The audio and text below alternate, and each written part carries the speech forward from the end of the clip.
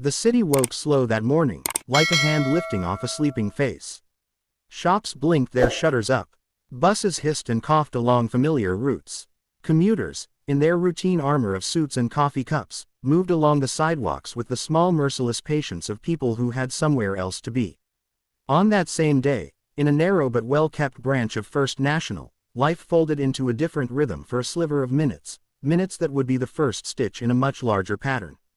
He entered without fanfare. No mask, no dramatic swagger, only a plain jacket, a hat pulled low, and a confident calm that belongs to people who have practiced vanishing in crowds. He did not shout. He did not pull a gun in a movie way. He moved with quiet efficiency, a shadow among fluorescent lights and the rustle of deposit slips. A clerk looked up, briefly startled. A mother turning away from the ATM pressed her child closer. The thief's hands were steady, his timing clinical. He took what he wanted and blended back into the human current outside the bank. Then he was gone, a wedge of space in the crowd replaced by an empty pocket in the bank ledger. News moves differently than facts.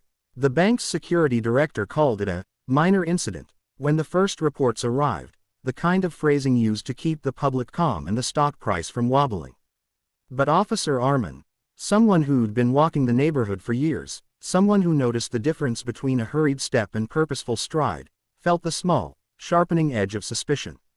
Officer Arman arrived within minutes. He was not the kind to make loud declarations. He believed in small things. The pattern left by a shoe on a wet curb, a smear of sidewalk paint. He watched the CCTV playback as if it were a living thing. Frames scrolled, faces, timestamps, the ordinary choreography of a place that had suddenly been asked to perform for a stranger. The footage was grainy, like many things are when they refuse to be known. The man's face blurred under the hat's shadow. Yet there were details. A subtle limp when he moved his right foot. A tiny tear in his jacket cuff, a way of glancing left then right as if counting exits. Nothing flashy, nothing a tabloid would scream about. The sort of traits a patient policeman catalogs. Witnesses told their versions, too many and too little. He looked nervous. He just walked out. A bus driver remembered the color of the jacket. A vendor remembered the brand of the hat. Officer Arman collected these fragments. He placed them together like river stones until a shape began to emerge. Not amateur, he said later to his partner, a low observation that carried more than an opinion. Planned, efficient. For the neighborhood, the first robbery was a bruise, felt and then bandaged with additional bank guards and a brief swell of police presence. For Officer Arman it was a first page. He logged the data, he traced the patterns of exits and footfalls, and he put the new pieces into the larger map of the city. A cautious seed was planted. Someone had practiced getting in and getting out without being seen. That evening, in the quiet beat between dusk and night, Officer Arman walked the streets as neighbors went in and out of their routines, mail, laundry, small mercies. He listened more than he spoke. He dwelled on the small things left behind in the footage. A shoe print on the bank stoop that could be matched, a certain way of holding a bag. He did not know the man's name. He did not know his face. But he knew rhythms. He knew that a thief who works like a shadow leaves shadows behind, patterns the patient man can read. And when the city slept, the patient man watched. The second robbery did not feel like déjà vu. It felt like a reply. On a colder morning 2 days later, a similar scene unfolded at a branch across town, Eastern Trust, a bank with good lighting and tired staff. It was not a worse plan or a brash reenactment of the first. It was a refinement. The thief came in, performed, and left. But this time he left more than footsteps. He left something that felt deliberate, a piece of a puzzle set not to hide him but to talk about him. Officer Arman watched the playback with the kind of focus that made colleagues quiet. He paused the video, rewound the same frame again and again. There, an item tucked into a corner of the lobby. An ID tag, a slip. The footage couldn't make the object precise, but the angle and the time and the way the man stood near it suggested intention. Why would someone leave evidence? Usually, the analysis moves along two tracks. Either a thief panics and forgets, or a thief is sloppy. But this had the cadence of planning. A staged breadcrumb, designed perhaps to set the law on a certain trail, or to distract it. Word of the second robbery birthed theory among the rank and file. Some thought the thief wanted to be hunted. Others suggested a different mind game. Plant a false trail so the police chase a ghost while the real work continued elsewhere.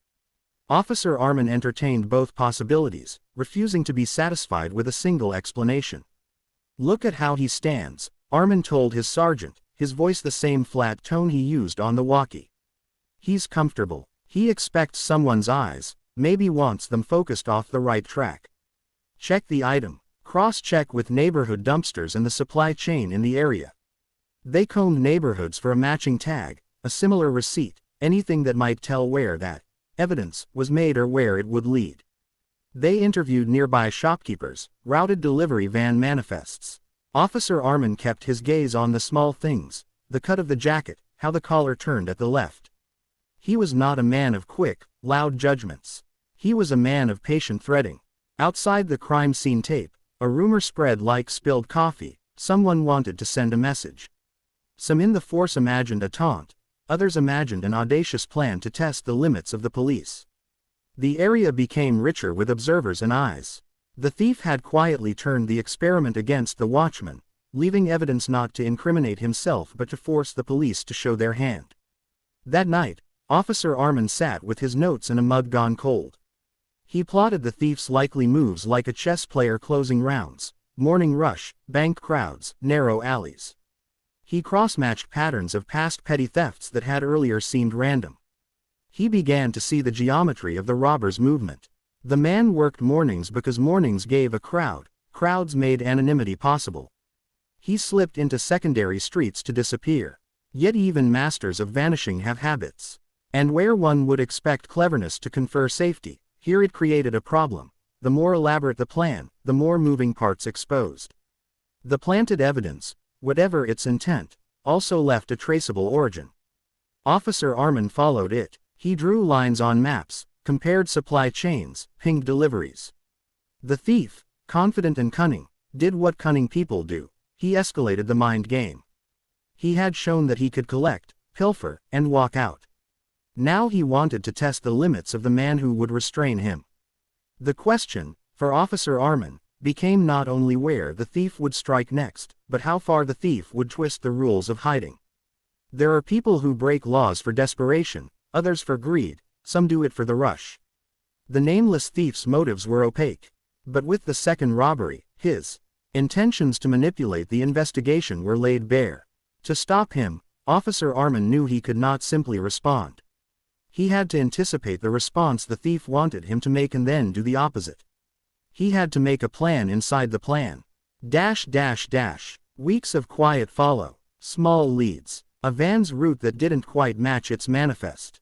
A neighbor remembering a pet's collar that echoed the tag left in the bank. Officer Armin taped it all together with the same steady hand he used in interviews. When he finally moved, it would be with the weight of evidence and a patience that made the suddenness of an arrest inevitable. The next strike was less tidy. The thief struck at another branch just after dawn. It was the one where the bank faced a low row of shops and a morning market that made exits messy and the air smell of frying bread. He moved through morning browse and the breath of sellers, and again the bank felt the hollow of loss. Officer Armin's teams were ready in a way the thief had not fully anticipated. They had been watching the rhythms, predicting the hours. But the thief had a talent for improvisation. When blocked on one road, he'd vanish down another. That morning there was a different tempo to the city. Police vans turned up on peripheral streets, and an officer spotted a figure that matched a grainy description.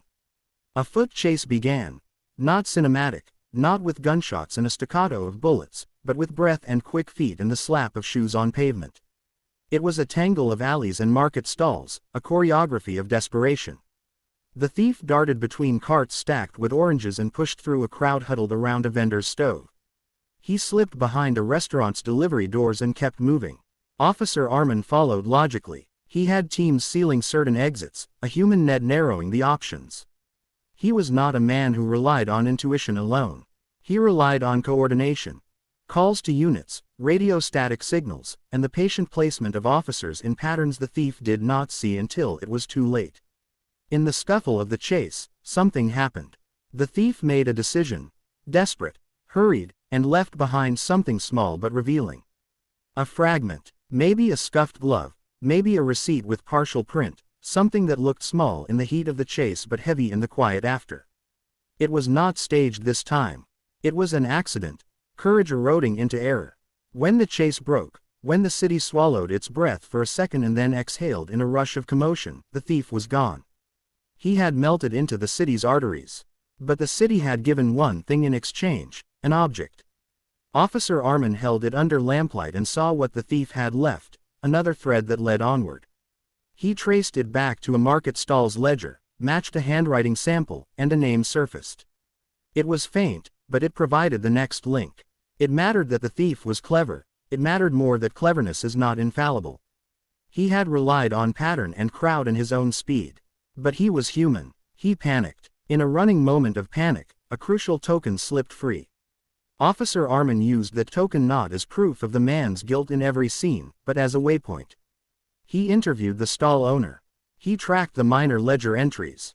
He found a pattern of small phone top-ups, odd hours of work, and a rental agreement in the name of a man who looked nothing like the grainy image yet had the same shoe size as captured in the film. Detectives call these things accumulation of chance. Individually they are faint. Together they create pressure.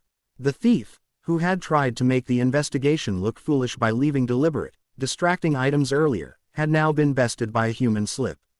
It was ordinary, and ordinary is powerful. Armin planned the net. Late into the night he coordinated with surveillance, with traffic control, and with the neighborhoods that had started to talk to him. The trap would not be violent. The plan was to corner, to prevent escape, to let law do its work. He knew that making a spectacle could fail as easily as succeed. Dignity mattered in order to keep witnesses honest and to prevent a dangerous escalation. Still, there was a sense in the night that something vital was shifting. The thief had underestimated the slow, stubborn force of law and community working together. He had miscalculated one detail, the resilience of a city that notices its edges. The morning was raw with winter. February 3rd arrived not with fireworks but with a stillness that felt like the gap before a strike. Streets were clearer than normal. The city's movement felt watchful. Word of the previous day's near captures had spread. Residents locked doors a little sooner. The banks had briefed their staff. Officer Armin had not slept much. He had read maps like scripture. This time the thief chose a bigger branch, a bank with a wide front plaza and a flow of customers buying and selling without thinking about what would happen in a wash of minutes. There was strategy in the choice. Bigger crowd meant more concealment, more exits meant better odds. Yet a choice is also a signature. Patterns repeat because human beings are creatures of habit. At 10:13 a.m., the bank's cameras captured a man moving through the front doors. He had, as always, a composure that chilled the air in a way that is neither arrogant nor meek but precise. He worked quickly. He kept his head bent. He collected what he wanted. And he left. Only this time, as he pushed into the open, he moved into a city that had been prepared in subtle, practical ways. Officer Armin's team had threaded corners and alleys.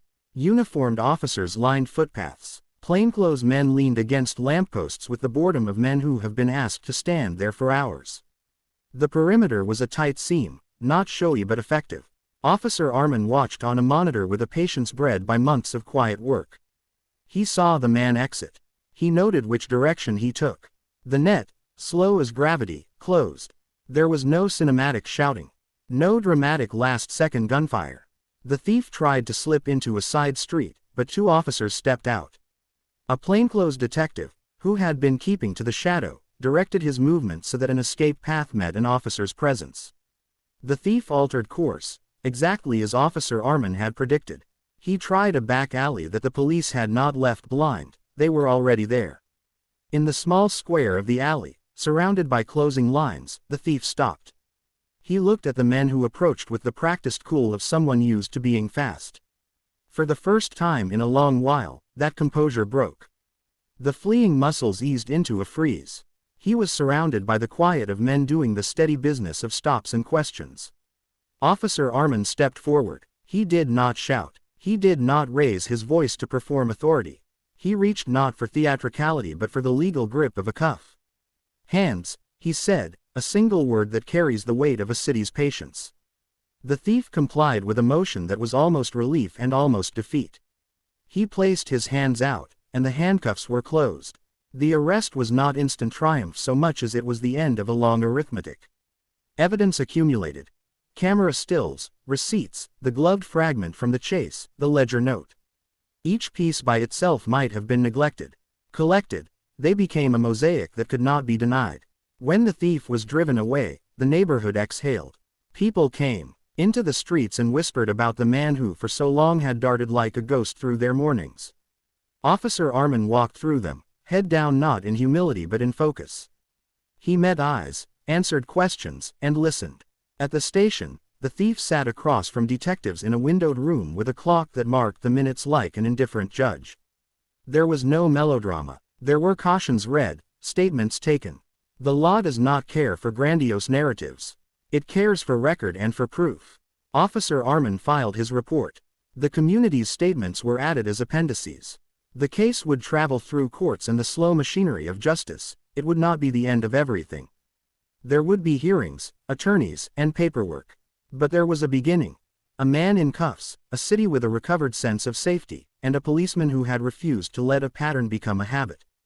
In the quiet after, Armin walked home through streets that were beginning to warm with afternoon sun. He thought not of applause but of the small things that matter. A witness who had called when she had seen something small, a patrol who had kept the corners unglamorous, the ledger that had not been careful enough to hide a handprint. These were the things that made a case, the granular truths that compose law. People help, he said to no one and to all. People notice. And when the sun lowered its shoulder into the city shadows, Officer Armin's name was not on any neon sign. He was not a hero in a headline. He was a man who had listened to evidence and followed it patiently until law and community met in the same place.